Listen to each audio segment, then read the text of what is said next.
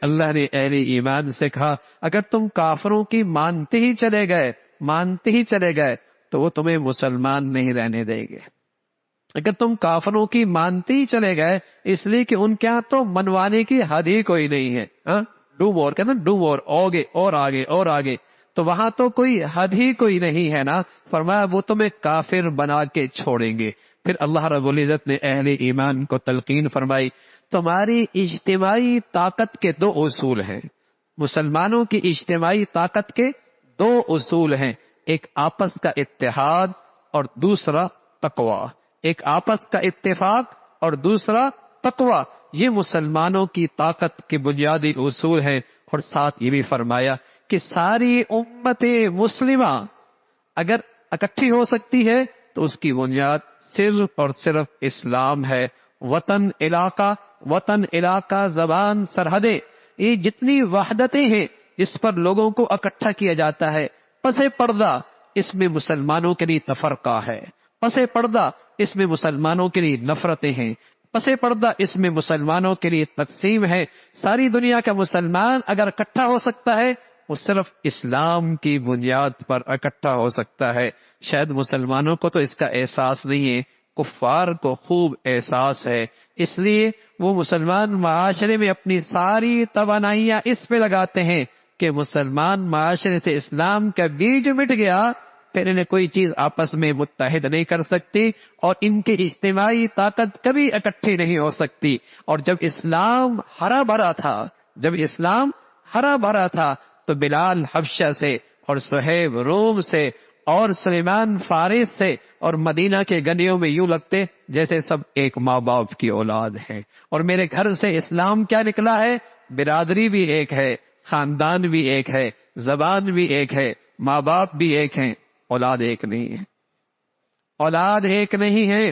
ہمیں سرحدوں میں تقسیم کیا، وطنیت کے نام پہ تقسیم کیا، پھر زبان کے نام پہ تقسیم کیا، پھر برادریوں کے نام پہ تقسیم کیا، تقسیم کرتے چلے گئے اس لیے کہ اسلام کی بہار زندگیوں سے رخصت ہو گئی ہے۔ تو قرآن نے پیغام دیا ہے تمہاری اجتماعی طاقت، اس کے اصول دو ہیں، ایک تقوی اور آپس کا اتفاق و اتحاد۔ اور ساری امت مسلمہ اگر کسی جگہ پر اکٹھی ہو سکتی ہے وہ اسلام کی بنیاد پر اکٹھی ہو سکتی ہے۔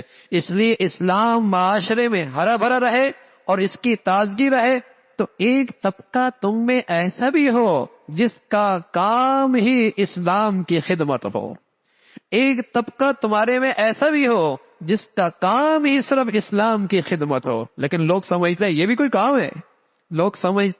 کوئی کام ہے، جس پر اس امت کی بقا ہے، جس پر اس امت کا اتحاد کی بقا ہے، جس پر اس امت کا تحفظ ہے، لوگ کہتے ہیں یہ بھی کوئی کام ہے۔ تو اللہ کہہ رہا ایک طبقہ ایسا ہونا چاہیے جس کا کام ہی اسلام کی خدمت ہو، برائیوں سے روکنا، اچھائیوں کو پھیلانا، یہ فروغ دینا اس کا کام ہے، بلکہ یہ اس امت کا اعزاز رہا ہے۔ تھانوی رحمۃ اللہ علیہ فرمانے لگے کہ ہمارے پریشانیوں کا حل اللہ سے تعلق ہے، اور یہ اللہ کا تعلق کا سب سے آسان راستہ اور سب سے بڑھیا راستہ ہر وقت اللہ سے مانگتے رہنا۔ مانگتا آدمی اسی سے کثرت سے جس سے امید ہوتی ہے،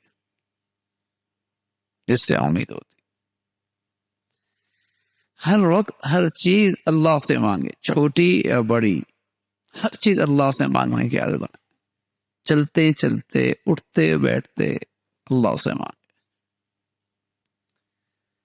اور جب نظر آئے گا نا کہ ہاں یہ ہو گیا تو انشاءاللہ اس سے حسن ظن میں اور اضافہ ہوتا چلے جائے گا، اللہ سے امید اور بڑھتی چلی جائے گی۔ اور ایک وقت آئے گا سبحان اللہ، بظاہر اسباب کی شکل کوئی نہیں، لیکن اللہ کی ذات سے ایسا حسن ظن ہے، ایسا پر امید ہے کہ اللہ سے اپنے مسئلے حل کروا لے، اپنا معاملہ حل کروا لے۔ اللہ یہ دولت ہم سب کو نصیب فرما دے۔ تمہارے اعضاء اور جوارح جو گناہ کرتے ہیں ان سے بھی پرہیز کرو، تمہارا دل بھی گناہ کرتا ہے۔ دل کا گناہ کیا ہے؟ ریاکاری، دل کا گناہ کیا ہے؟ تکبر. دل کا گناہ کیا ہے؟ حسد. دل کا گناہ کیا ہے؟ کینہ.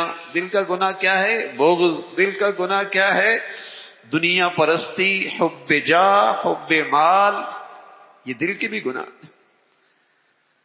اور ظاہر ہے ہاتھ میں درد ہو تو اتنی بڑی بیماری نہیں سمجھی جاتی جتنے دل کے درد کو بڑی بیماری سمجھی جاتی. دل کی درد کو بڑی بیماری. اگر ہاتھ میں انگلی میں درد ہو تو آدمی اتنا پریشان نہیں، لیکن اگر دل میں درد شروع ہو جائے تو ظاہری گناہ ہیں یا باطن کے گناہ ہیں، جب تک انہیں نہیں چھوڑو گے زندگی کی مشکلیں آسان نہیں ہوں گی. وَمَن يَتَّقِ اللَّهَ يَجْعَل لَّهُ مَخْرَجًا. پرہیزگار بن جاؤ، تمہاری مشکلیں آسان ہو جائیں گی. ہم چاہتے ہیں ہماری مشکلیں بھی آسان ہو جائیں لیکن گناہ بھی نہ چھوڑے. مشکلیں بھی آسان چاہتے ہیں لیکن گناہ بھی نہیں چھوڑتے. تو یہ اللہ کریم کا وعدہ ہے، مشکلیں آسان ہوں گی جب پرہیزگار بنو گے. اللہ کی نعمت کا شکر یہ ہے، اللہ کی نعمت کا شکر یہ ہے کہ اسے یوں استعمال کرو جس سے اللہ راضی ہو جائے. اللہ کی نعمت کا شکر یہ ہے کہ اس میں یوں تصرف کرو، اسے یوں استعمال کرو جس سے اللہ راضی ہو جائے. یہ حقیقی شکر ہے.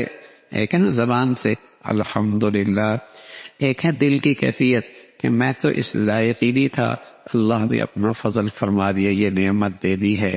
اور نعمت کا حقیقی شکر کیا ہے؟ اس کا استعمال یوں ہو، اسے یوں استعمال کہ میرا گھر ہے اللہ کی ایک نعمت ہے، اللہ نے معاشرے کے اندر ایک عہدہ منصب دے رکھا ہے، یہ اللہ کی ایک نعمت ہے. اللہ نے سوسائٹی میں عزت دے رکھی، اللہ کی یہ نعمت ہے. اللہ نے خوشحالی فراوانی دے رکھی، ایک نعمت ہے. اللہ نے اولاد کی شکل میں نعمت دے رکھی ہے، اللہ نے صحت کی شکل میں ایک نعمت دے رکھی ہے. ان نعمتوں کو یوں استعمال کرو جس سے اللہ راضی ہو، یہ اس نعمت کا حق ہے. اور میرے عزیزو، جب نعمت کا حق ادا نہیں کیا جاتا اور اس نعمت میں ناشکری کی جاتی ہے، اللہ 2 سزاؤں میں سے ایک سزا ضرور دیتا ہے. اللہ 2 سزاؤں میں سے ایک سزا ضرور دیتا ہے. یا تو اس نعمت کو لے لیتا ہے یا نعمت رہنے دیتا ہے، وہ نعمت کو اس کے لیے مصیبت بنا دیتا.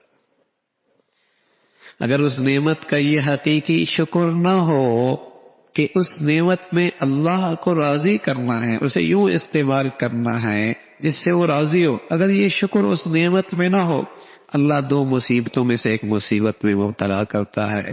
یا تو وہ نعمت لے لیتا ہے یا وہ نعمت کی شکل رہتی ہے لیکن وہ نعمت نہیں رہتی، اس کے لیے مصیبت بن جاتی. یہ اس کے لیے اللہ کا حکم، اللہ نے کہہ رکھا ہے وَلَئِن شَكَرْتُمْ لَأَزِيدَنَّكُمْ. شکر کرو گے نا اور دوں گا. وَلَئِن كَفَرْتُمْ، نہ شکری کی تو پھر میری پکڑ بھی بڑی سخت ہے،